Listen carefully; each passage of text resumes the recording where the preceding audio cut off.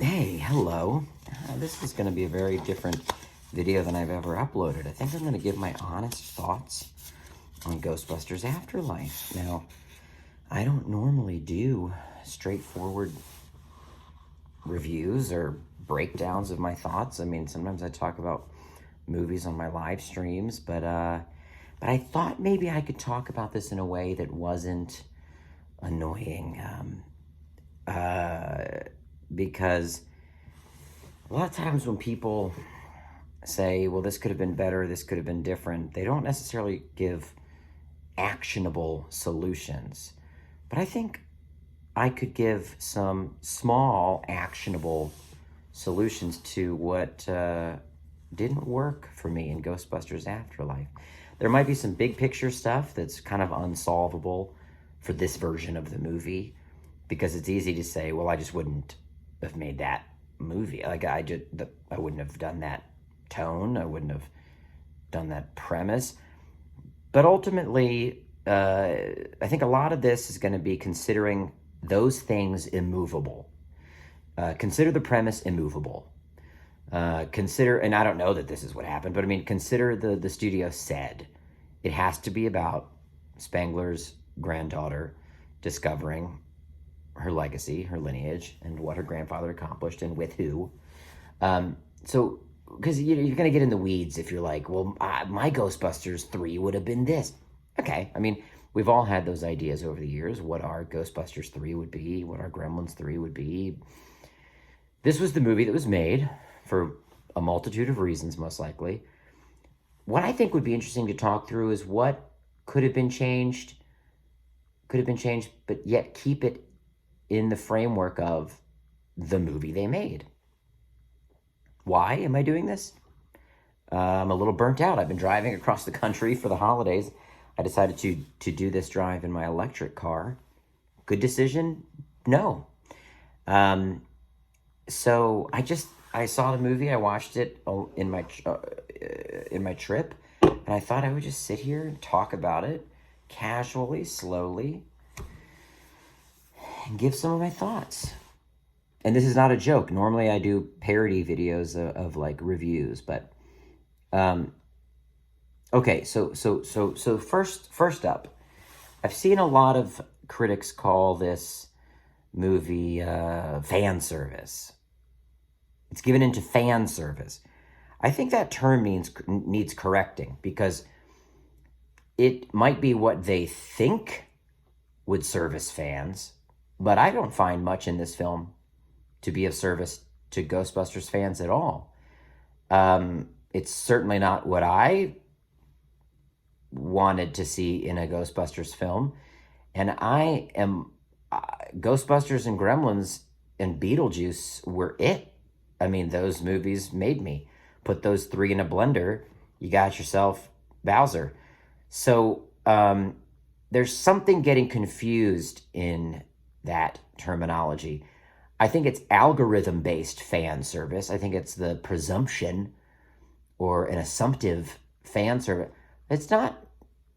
Fans never said, you better bring back Gozer. You better fucking bring back Gozer. And if you fucking don't, if you don't bring back fucking Gozer, I'm not going to watch this Ghostbusters movie. Do you think we cared about Gozer? Did you think we really cared about Gozer?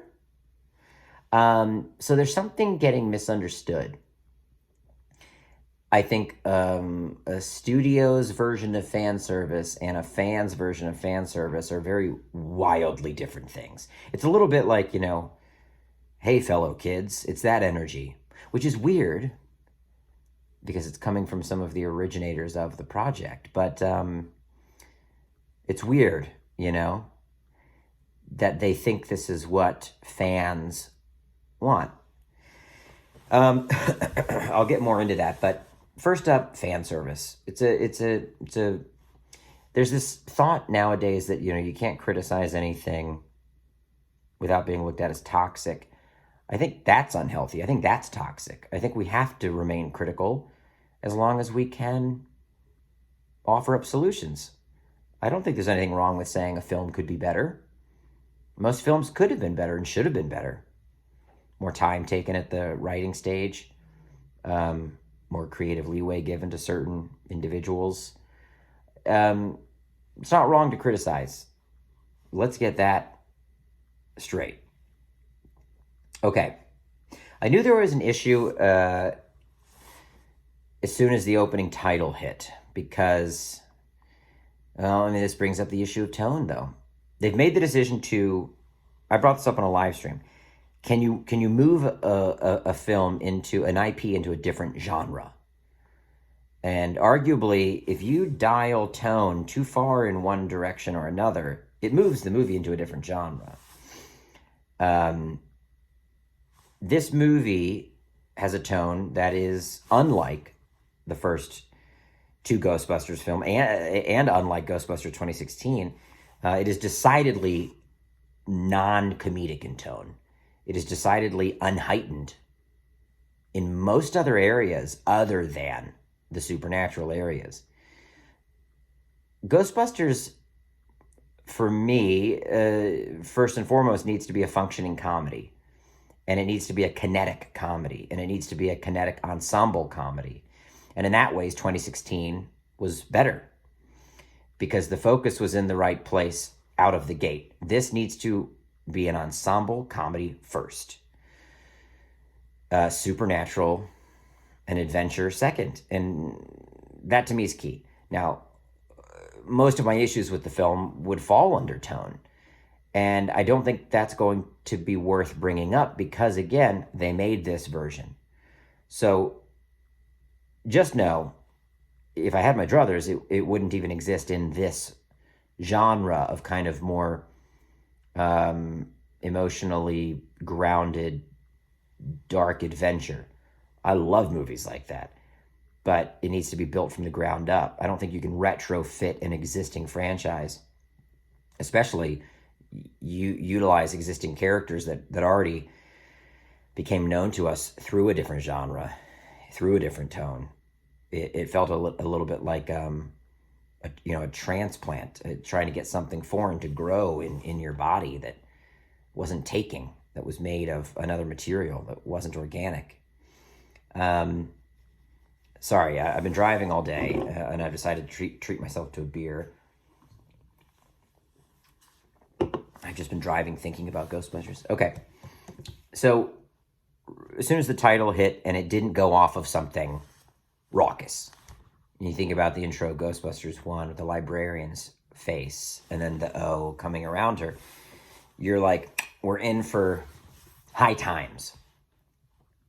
Should I say spoilers, by the way? I mean, full-on spoilers. This is going to be like a 30-minute long video.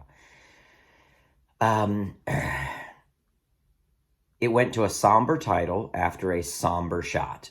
A slow push in of Egon's PKE meter on the ground after his death.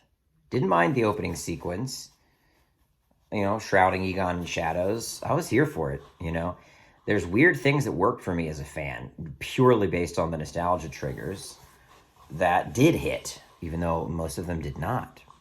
That opening kind of hit for me, until the title, because it just didn't set a tone of elevated comedic adventure. So I was like, okay, we are in for the tone of the trailers.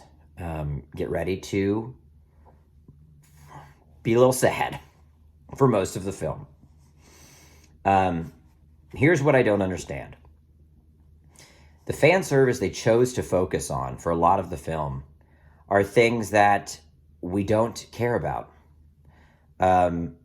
Egon is sitting on a lazy boy the same way Dana was, and the hands come up through the chairs, the arms. Okay, who cares?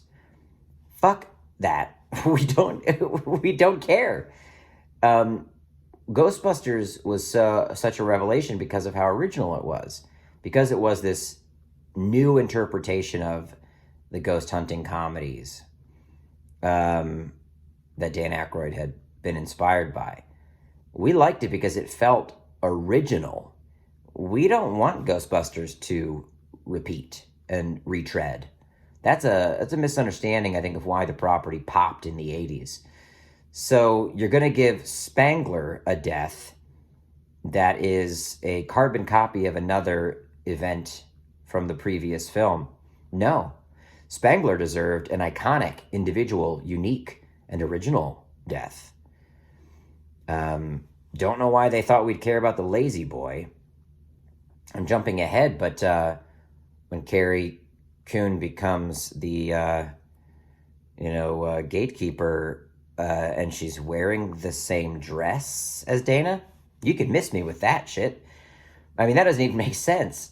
Okay, sure.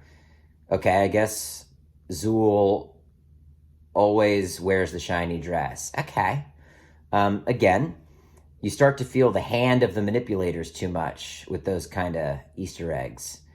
It's putting the Easter egg first, and story far beyond second, third, fourth, fifth, 10th, 12th, 50th. I don't know where story was in this. This is what's mind-blowing, though. So you say it's laden with fan service, and yet you give me Muncher? Huh? Here's something we do care about. Slimer, dude? What? You give me Muncher? Okay, so, hey, Ghostbusters fans, we're giving you Gozer back. Don't care. We're doing the chair thing. Don't care. She's going to have the Zool dress. Don't care. There's Terror Dogs. Okay, fine, sure. Yeah, we like Terror Dog. And Muncher. Huh?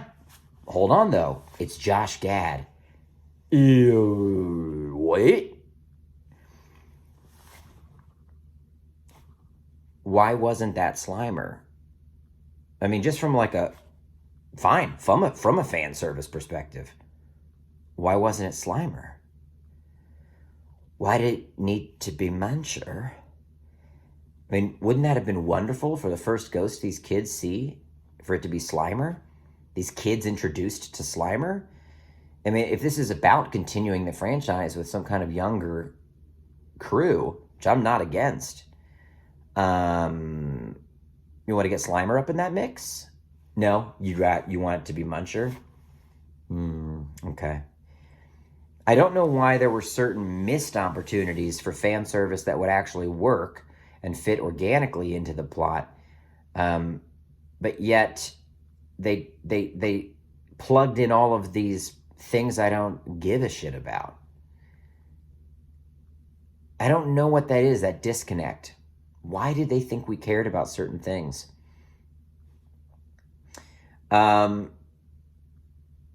Okay, here's some of my big fixes. Here's what I think could have fixed this version. No Gozer. No Gozer. New demon, new entity. New threat. Egon was taken to Oklahoma because of a different supernatural entity that was brewing the ultimate psychic storm. Not Gozer. Not Gozer. The reason we like Ghostbusters, and especially why we loved the cartoon, was because of the ever-expanding possibilities.